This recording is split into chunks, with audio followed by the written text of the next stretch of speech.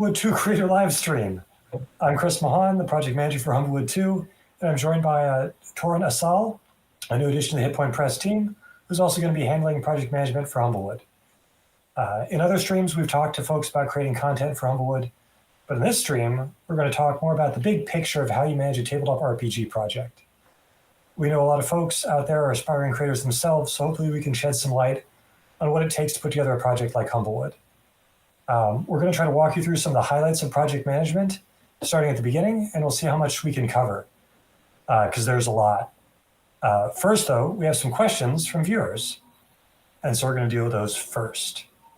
Our first question is, how long does it take a tabletop RPG book from idea to fulfillment? So this is something that I think a lot of people underestimate.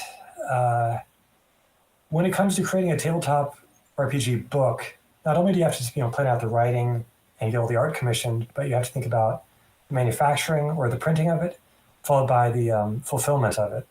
Now, you can shorten that timeline a lot if you just put out a PDF. And I know a lot of people in DM's Guild and places like that opt to go for a PDF because you don't have to deal with all the printing and the hardship of doing physical copies, which makes a lot of sense if you're a creator that's just starting out. But usually, if you're making a tabletop book, as an indie creator, it's probably going to take you at least 9 months to put together your book, from beginning of planning out the structure of it to getting all the art in and doing all the writing, edited and proofread. And from there, it's probably going to take you about 2 months to get it manufactured, and about 2 months to have all those books shipped to wherever you want them to be, and probably about 2 weeks to a month for fulfillment. So it ends up taking more than a year and a half, usually. And for projects like Humblewood, it can take 2 years, 3 years if you're starting from scratch, just because the amount of planning that goes into it and the amount of artwork and the complex design layout of the book requires that much time to just get everything together. Torin, what would you say? Do you have anything to add to that? Yeah, I mean, from my understanding, coming in and being still relatively fresh to project managing and the tabletop scene in general, I've only really been around for the last, I would say 3 or 4 years. So not as fresh as some people might be, but I'm still, compared to the larger scale at which things have been growing, pretty new. I think kind of getting a sense for give yourself a decent amount of time to figure out your things beforehand. And once you have those baseline fundamental aspects for your first project down, if you're wanting to make an expansion on it from there, you'll have understanding of the process moving forward. But not only that, but you'll also be able to potentially iterate on concepts that you decided to shelve from the first work, and be like, hey, this was an idea that we only mentioned a little bit, let's say in our world writing. Why don't we expand on that moving forward with this next expansion or this next sort of follow-up book? Because as I know and have experienced a little bit from reading and getting to play a little bit of Humblewood 1, that's kind of what the goal is with Humblewood 2.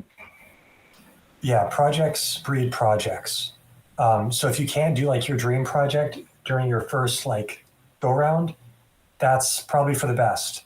Because once you have a couple projects under your belt, including a mainline one and maybe some expansions, you can start tackling something more complex, more, ambitious.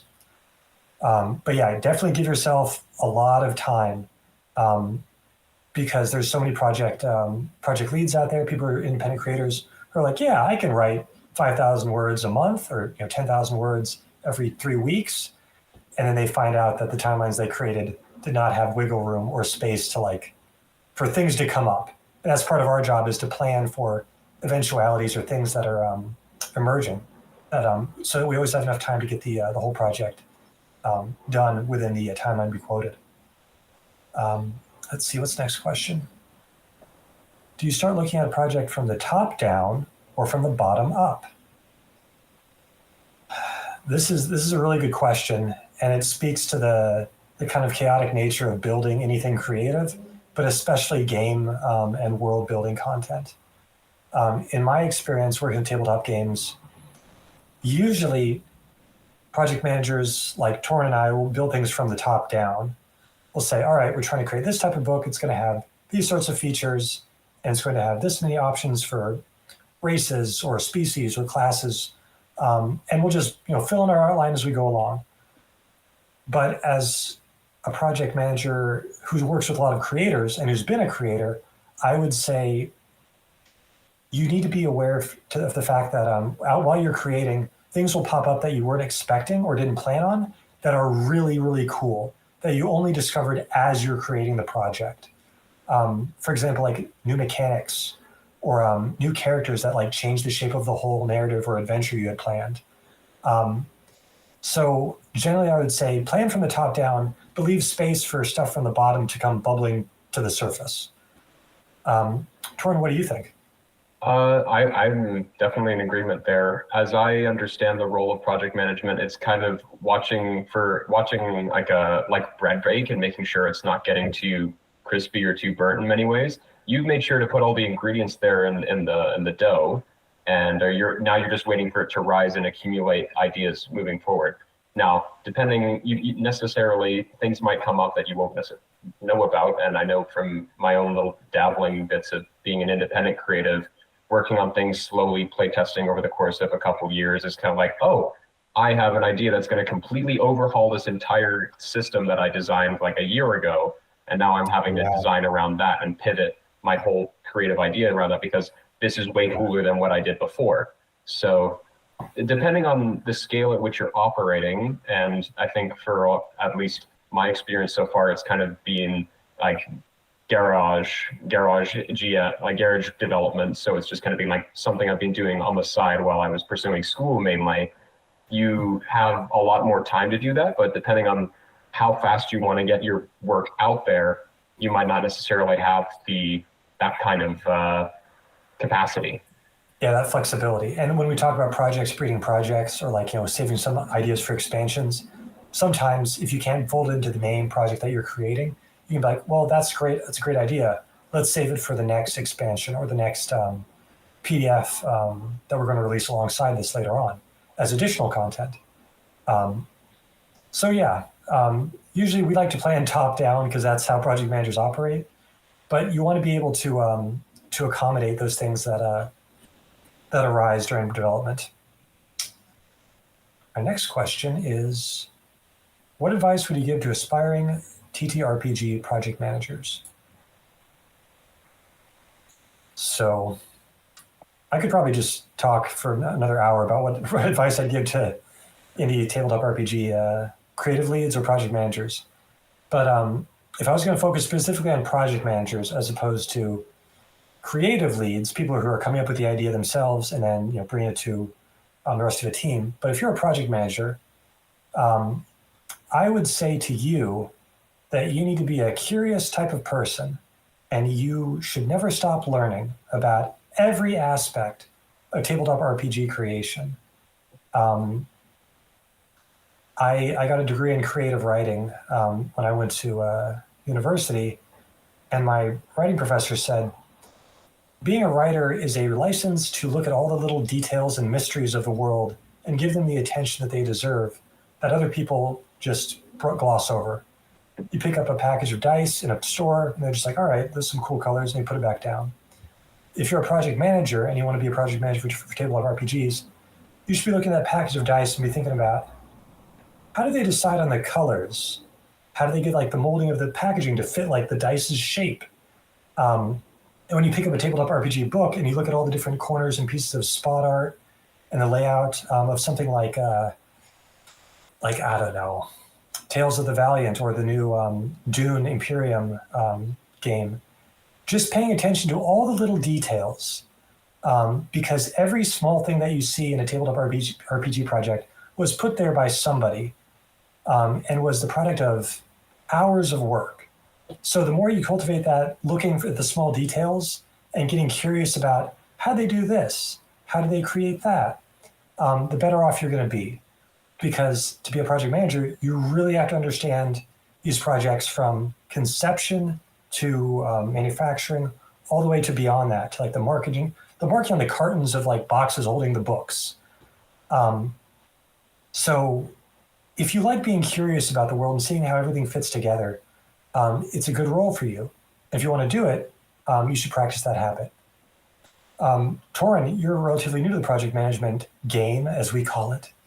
No, we don't call it a game. It is not a game. We are not playing games. No, this is serious. But what advice would you give to aspiring tabletop RPG project managers? I'd say very similar to what you were just talking about anecdotally. I'm pretty much fresh out of university. I'm still waiting on getting some of my convocation things in order, so I have a lot of experience from that time in academia still fresh in my mind. But one of the key concepts that I've found I've been applying liberally in everyday life has been considering the how and the why.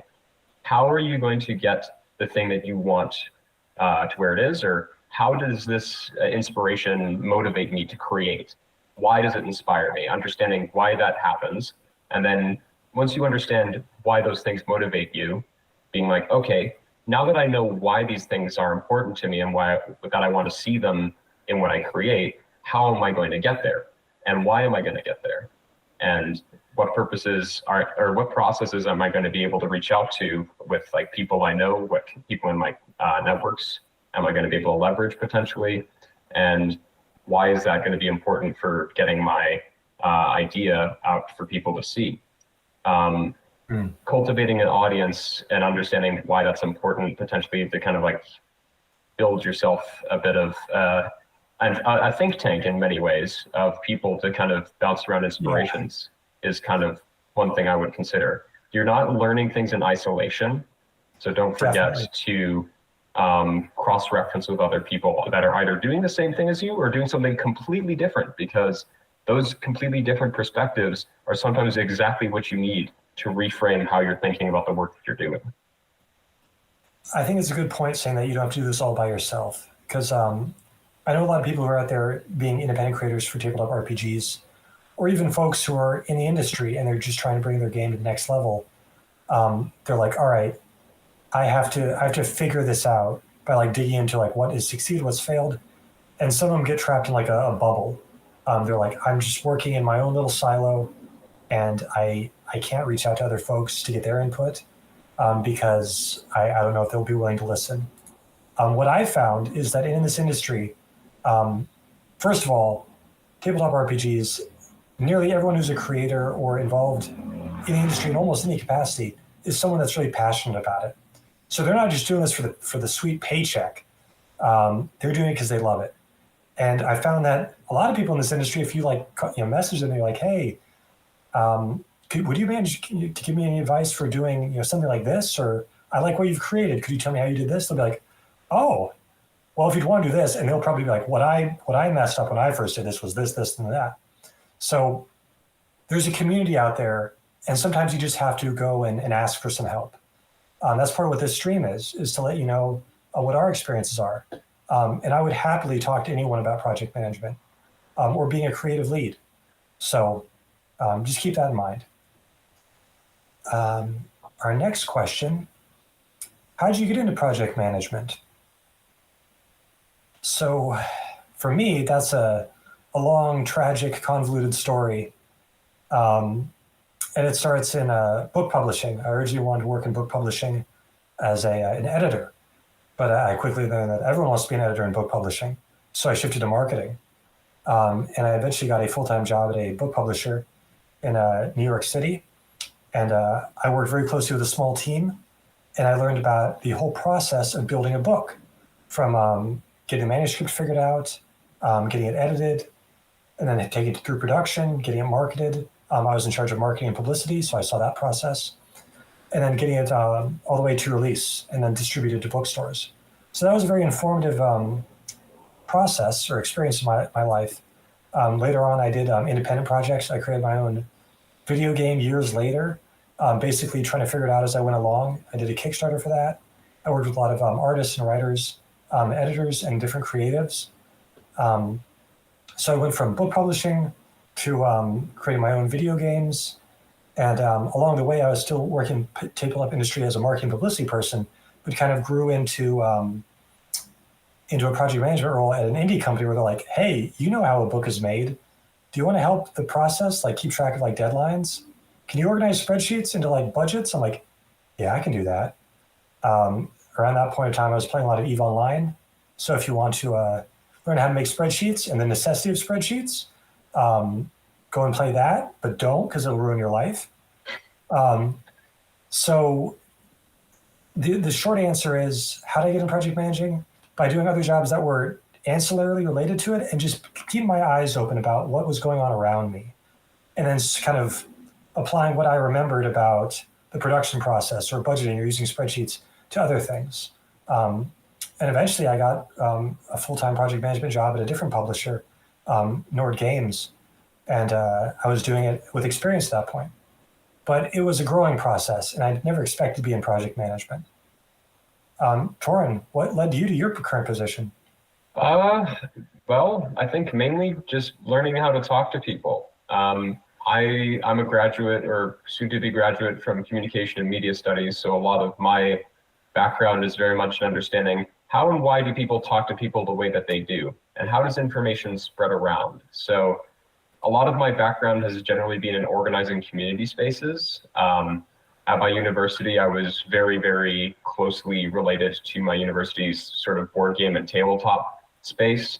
I joined it right around when COVID was really active. So I saw it go from a very insular group online struggling to play tabletop games and board games online to like a couple of years later being one of the largest clubs on campus in terms of weekly turnout, having like 30 to 40 people every week, usually sometimes more depending on exam season and whatever. But I knew I wanted to be in a leadership position and help contribute to that environment and help plan for it, because I saw how some of the leadership was handling it. And I was kind of like, I think there are better ways to structure this.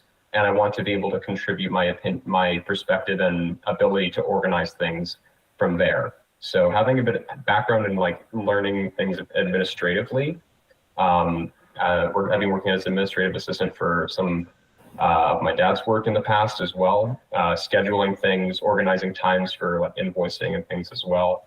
And from there, it sort of has built up a decent baseline that has allowed me to sort of enter into this position working with Hit Point, where I'm kind of hoping to continue to expand my horizons on that.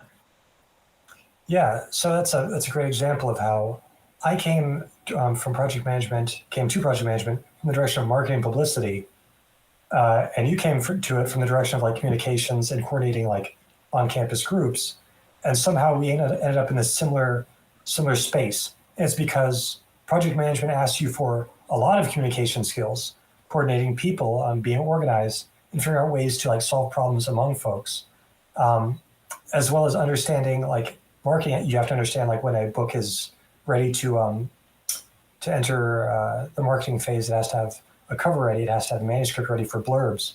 And so you have to understand how you do your job, but also how it connects to other people's jobs within that production process. And so if you want to get into project management, like I said previously, you don't have to start by like, oh, well, I'm a master of spreadsheets. You can start from a lot of different places and end up here. And it takes a lot of different skills. So wherever you begin, you'll probably find your way to project management sooner or later if that is your goal. Our next question, what is your dream project that you would love to work on? That's difficult. Because there's so many great projects that are going on in the tabletop space right now. It seems like every week I look on Kickstarter or on my Google News feed, and it's like, check out this new awesome thing. And I'm like, oh, dang, that looks good. And I can't back all of them. We were just talking about one before stream started as well, right? You've been paying attention to Trench Crusade a fair bit. Yeah, right? I'm a big fan of Trench Crusade, which is a tabletop war game. It's a miniature skirmish game. They're about to launch their Kickstarter in October. And they're currently the most popular Kickstarter in the world based on followers right now. I think it'd be really cool to work on Trench Crusade as a project manager, or even as someone who works with just like with writers or something. But I would love to work on a project like that because I feel really passionate about what it's trying to do in the world it's creating. If there's never going to be a sequel to my favorite RPG, Invisible Sun, because it needs no sequel. It is complete in the sense that it has a whole bunch of expansion books, and is it in itself would take a lifetime to master. But if Monty Cook Games is like, hey, we want to put out another expansion book for the Black Cube and Invisible Sun, I'd be like, heck yeah, get me involved. Because those guys put so much care and love into that project. A lot of the projects. There's so many hidden like little puzzles and Easter eggs in those books that to create one of those Invisible Sun expansions would be itself a journey into madness. It'd be like being a project manager, that's like Pinhead, like making the puzzle box and then giving it to someone else and be like, here you go. Which, actually sounds pretty cool to my eye. I'd be down to be a tabletop RPG Cenobite. But Torin. Yeah, Cenobites are cool. I agree. They got great fashion sense, which I lack, so I don't think I'll ever reach that height. Yeah, I have the same problem. I think a lot of people do in project management. We're all managing all these projects. We have trouble managing the project that is ourselves. The drip projects. Well, Torin, what would be your dream project to work on? Oh, as a project manager. As a project manager, I'm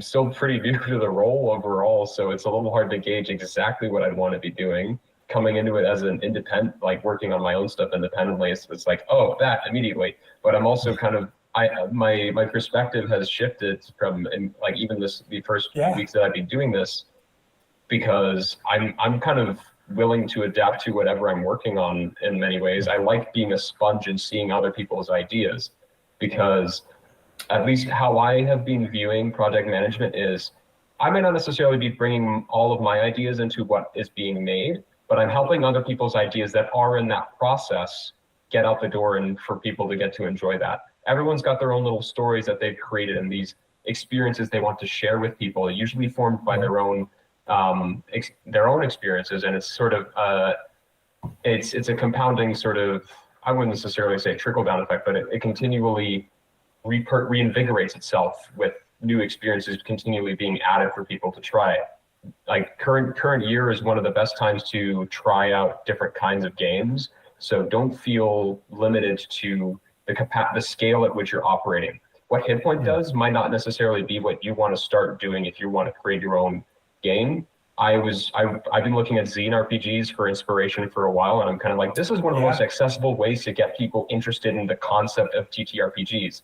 I learned over the summer how to explain what a TTRPG was to my grandfather, and like he got it within like 10 minutes of me explaining like a bar fight scenario.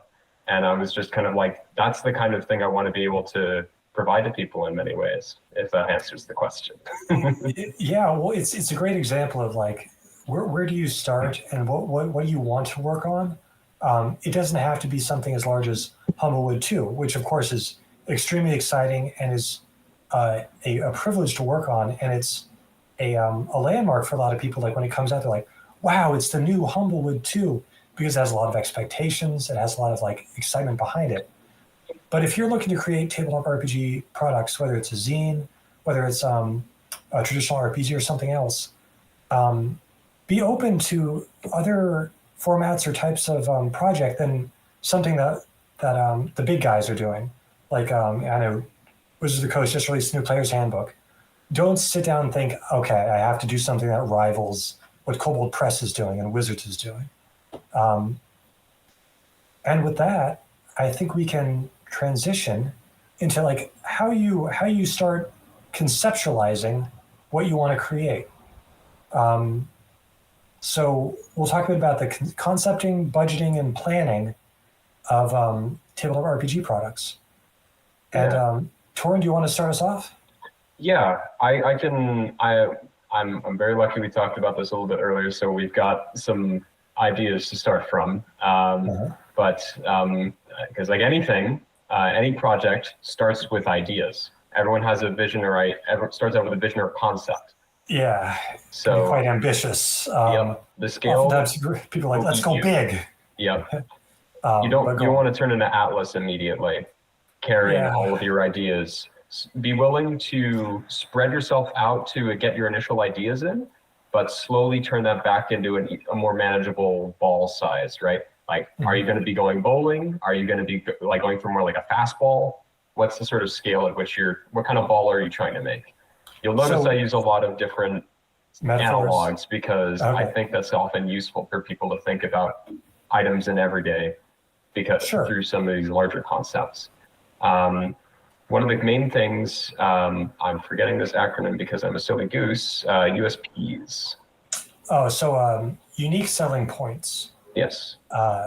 So one of the things that we generally start with when it comes to a project charter for a new project, and the project charter is basically just like an organized way to brainstorm what this project is going to be. And that includes the vision for it, the medium or format for it, the team members that are going to be required, and the scope of it. How big is it going to be? How long is it going to be? What are the components involved? But we all start with USPs, which are called unique selling points, because that's what is going to make your product special and different from other people's products on the market. And it's also going to be the core things that you're most excited about. Usually, that's the stuff that's most unique to your project. Maybe you love writing NPCs, and so your project has a lot of great NPCs, but they're not, they're not special. Like they don't have a special class or game mechanic attached to them. But the unique selling point is that you're focusing on character-driven interactions or fleshed out NPCs. So when you're thinking about your project, one of the key things that you need to be considering is what are like the 3 or 4 things that make this project special, unique, and different. And there are some larger spin-offs. Sorry. Building off of that, there's also the like historical examples of people their unique selling points being this is more of what people like already. Like historically, we have examples of that with things like Pathfinder 1E as a sort of an expansion and recontextualization of what 3.5 D&D 3.5 was for a lot of people because many weren't really satisfied with the state of what 4th edition was. It was too much of a change. So people were like, oh, this is more similar to what I'm familiar with. Let's go look for that. That was the unique selling point was that it was more of the idea that people liked that had already been an established consumer base. Now, what you're seeing a fair bit, you might be seeing a fair bit of that with Kobold Press's Tales of the Valiant now. I know I've paid attention a fair bit because I've been in those circles in the past, like through Gen Con and whatever, and seeing, okay, I'm seeing a lot of people interested in Tales of the Valiant overall as well. Just kind of being like, oh, okay, not all of us are necessarily happy with what, with Wizards of the Coast. We want to support an independent publisher. Same goes for what happened with Pathfinder as well. So there are ways to spin off of existing things, but I would say don't let that be, don't start with that. Start with making like, I think that's a good way to put it. So it seems like what you're saying is you can try to be totally new and original, or you can try to fill a niche that is not being satisfied by other larger companies, products, or competitors. Yes. And we talked a bit about how zine RPGs are a really great way to explore things that are very out there or not traditional. It's a great way to get original ideas out there that are relatively low cost. But all of this goes to the point of what is the vision for your project? And that's part of what we think about when we put together a project charter for a project.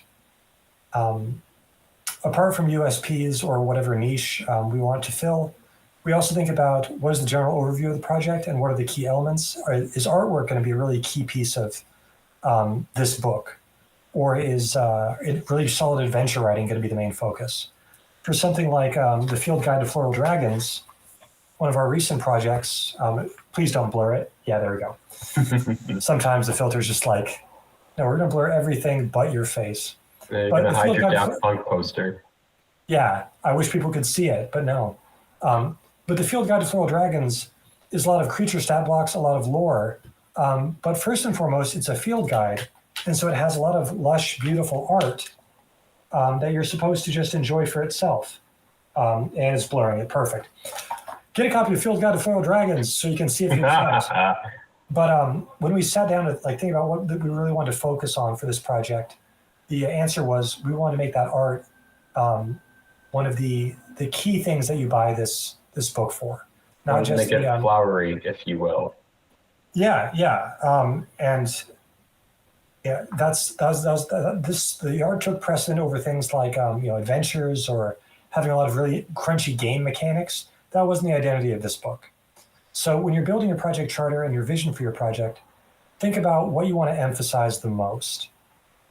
And once you have an idea of what your vision for the project is going to be, you can start thinking about medium and format.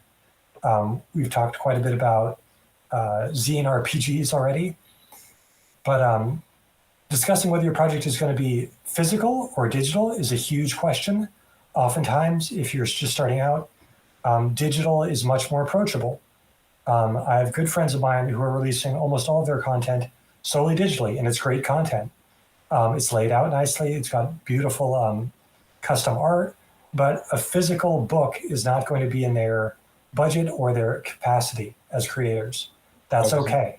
I was going to say as well on that, physical versus digital isn't necessarily always the dichotomy. You can do both. It's true. But the scale, like you could have a game that's, this is a physical game that has, here's a QR code or something that you scans to a digital part of it as well. So you can blend the mediums. That's not out of the question.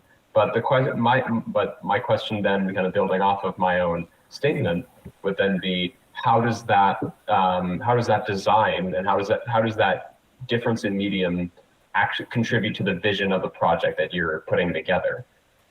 That's a really good point. For example, if you're familiar with I believe it's the same creator that creates Kill 6 Billion Demons, the comic, that created Malagast. Malagast is another tabletop skirmish game that's played on a grid. It has a lot of necromantic elements to it. It's very fun, very easy to pick up. But when you get Malagast, it's only digital. There are no physical miniatures you can get, but you can print and play the game. Like you can print out a sheet that has the different characters like standees on them, and then use that for your games. Or you can play it wholly on Tabletop Simulator. And in fact, they intended for it to be played on Tabletop Simulator and create custom assets specifically for that platform, along with tokens and things like that. So when it came to discussing what medium they wanted to publish their new game in, it was like, we're going to have print and play, or we're going to have digital.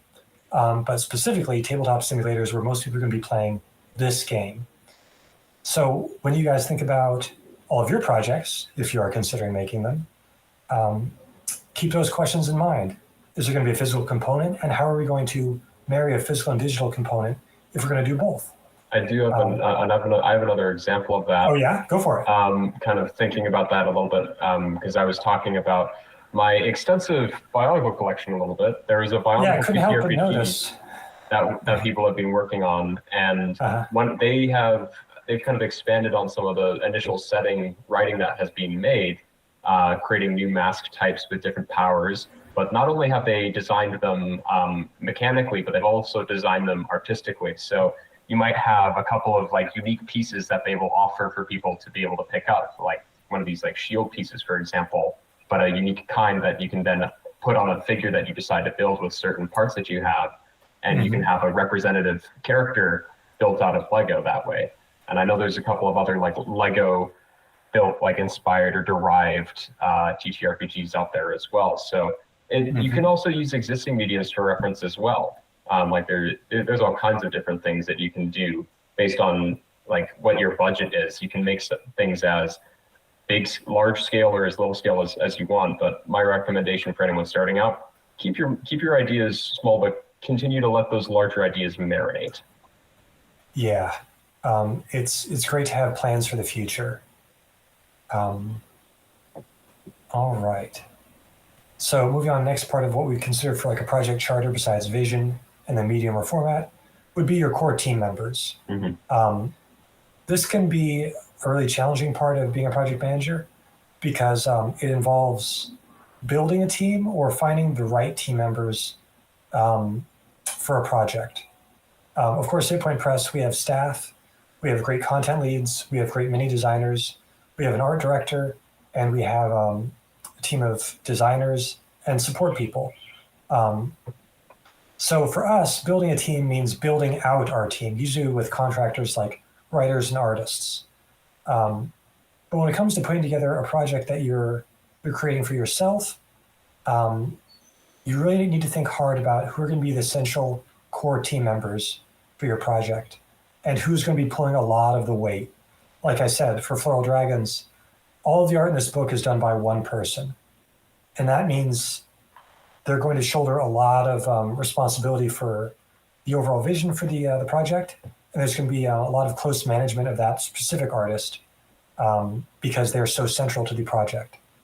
But some of the other core team members that you could think about including in your team would be game designers, people that can work with mechanics, writers, not just adventure writers, but character writers, lore writers. If you can split out the responsibilities, sometimes you can specialize with people that really know what they're doing. Of course, artists for your cover, for NPCs, for scenery. Oftentimes, character artists don't handle scenery. And figuring out who's going to be your layout designer and editors. Some of the best projects I've worked on have had creative leads who are also layout designers or graphic designers, so they could shoulder that burden themselves and fit everything together because it was their creative vision. But for a lot of projects, no one has graphic design skills to lay stuff out in InDesign or Illustrator or things like that. So do not underestimate the importance of your design team. And likewise, do not underestimate the importance of having a good copy editor or proofreader. In fact, if I was going to give you two pieces of advice about how to bring your project management game to the next level or your project next level, is get a really good layout designer and get a really solid editor, probably a copy editor. Because having a bunch of spelling mistakes, typos, or inconsistencies across your project is a really quick way for people to say, yeah, this was probably made by like a 3-man team, and they're not ready to be professional. One thing I think that we should definitely clarify, for folks that might not necessarily know that are completely brand new, and this was something I was learning about, different types of editors, because there's different layers that you can have, and depending on your budget and the kind of scale that you're operating at, you might only be able to afford like one or two of them based on the kind of work that you're doing. That's a good point, and I'm glad you reminded me of it, as I've been reminding Torin of the past several weeks. There are several different types of editors, and when people say editor, oftentimes they mean something different than what you maybe think they mean. Oftentimes someone says, all right, who's going to be editing this? They don't specify what type of editing needs to be done. Some of the key types of editors are a copy editor. A copy editor checks your manuscript after you've gone through, I think, the second draft usually. The copy editor checks your manuscript for grammar, syntax, usage, typos, and usually things like continuity in most cases. When I talk about continuity, I mean consistency across, are things called the same thing in every chapter. And consistency also includes things like, is this word always capitalized? Is this word always bolded? But more often it's about checking the text and making sure that everything is working as mechanically as it should. So they're not looking at the creative side. They're not thinking about, should this character have a broadsword? They're thinking about things on a technical level, on the words that are being used.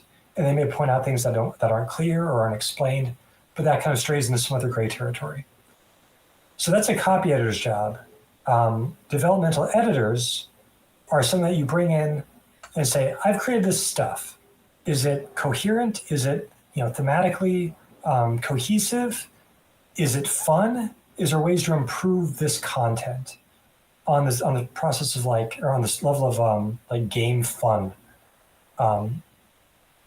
or even like story effectiveness? Because they'll often edit your adventures or narrative content. And a development editor says like, yeah, this could be more effective if you move this section here, or if this dungeon included a part where this character speaks to this character, or this character doesn't deserve to have a giraffe as their mount. They should have like a hippo or something. And you're like, but why? And they're like, well, a giraffe, you see, and then so they explain. That's a terrible example. I'm going to try to give a better one. No. It's Madagascar for those. Yeah, that's the measuring stick development editors use. Is the 1905's Madagascar is the pinnacle of good content. For example, there's a great indie RPG that I backed that I really love called Demon Ninja. It came out on Kickstarter. They're going through manufacturing right now. They're an indie creator group, and it would be great if during their process of creating that book, they had a developmental editor saying, all right, you have a bunch of these game systems that are all interlocking, but it's not clear how all of them can fit into an adventure. They have like a system for basically keeping the demon ninja code, like so you can never reveal your identity to other people who are not demon ninjas. And they don't really say how it can be incorporated into the adventures that you're planning for your friends. It's just an extra sort of flavor rule.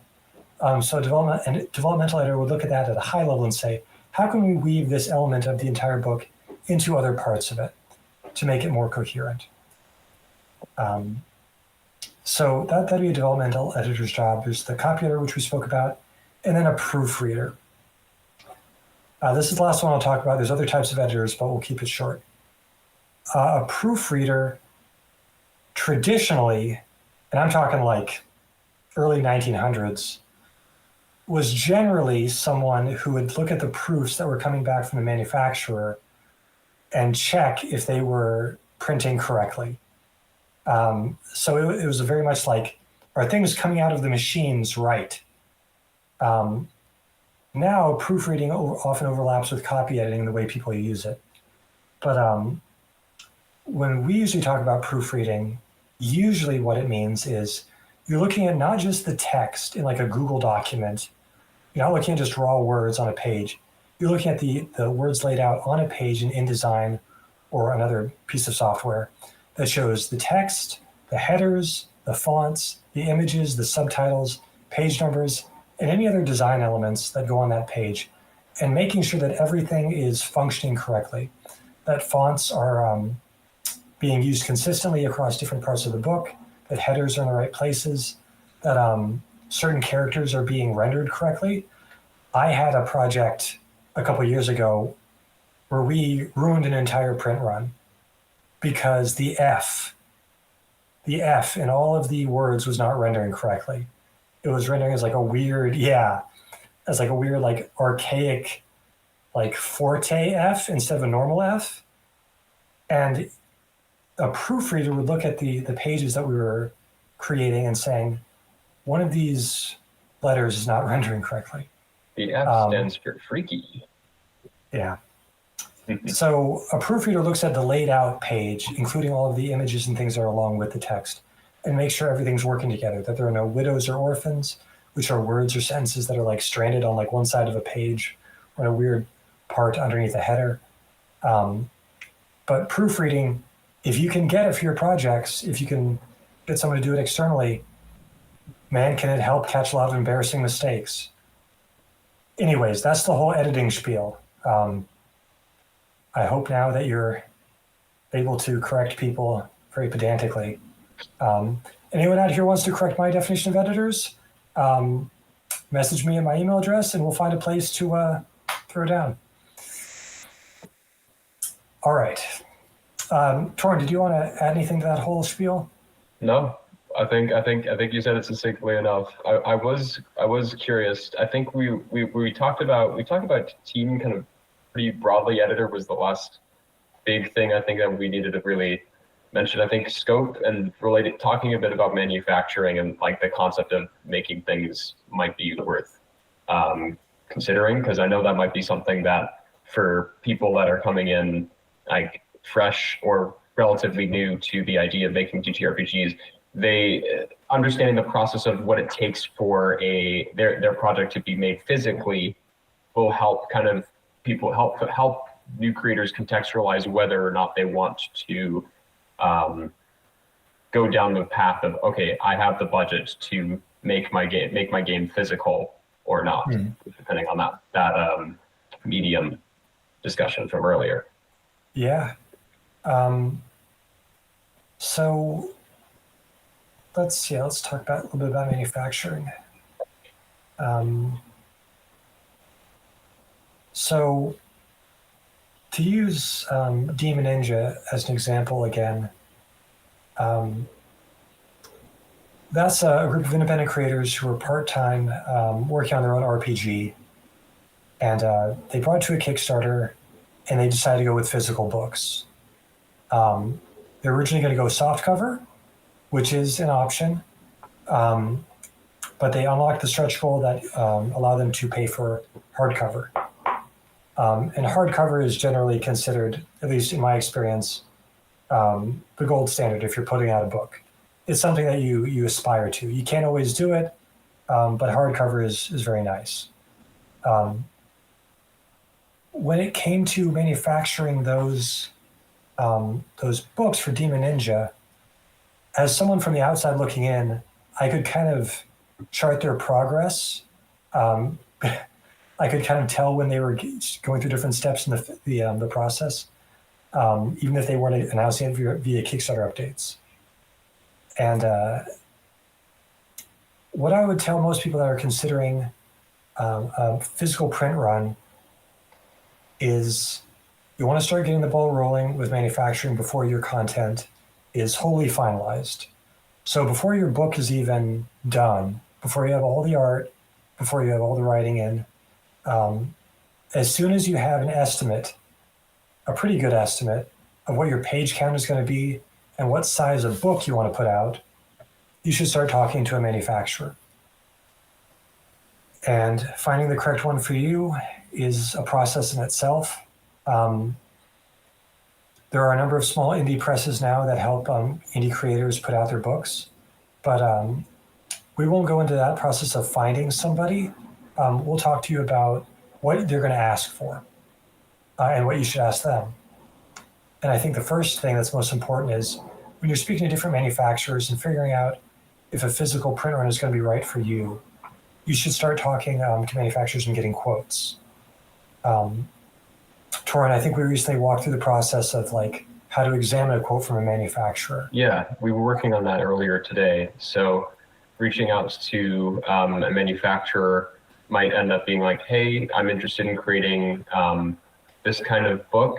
I have details about the kind of measurements, maybe referencing what's on their site of what they can create, along with your own separate sets of specifications. And then usually, depending on how many you want to make, like let's say I want to have like 1,000 copies because I feel pretty confident I can sell 1,000 of them, they can give you quotes based on the scale and the kind of materials that you're asking for the book to be made from. Right. So as long as you have the size and the page count and a general idea of what material you want to use for like the page stock and cover stock, you can start getting quotes from people for different quantities. And they may ask you questions about like, what kind of finish do you want on the cover? And there's no shame in saying, I'm looking for a finish like this, and sending them a picture of a book that you really, really like, or send them a video, because they can usually match something, whatever you show them, to something that they can provide if it's available.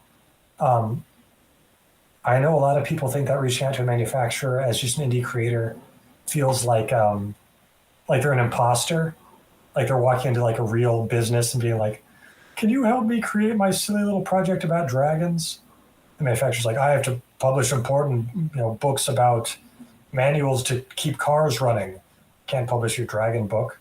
But what you'll find is that a lot of manufacturers, if they have a good support team, they're willing to help figure out the solution that works for you.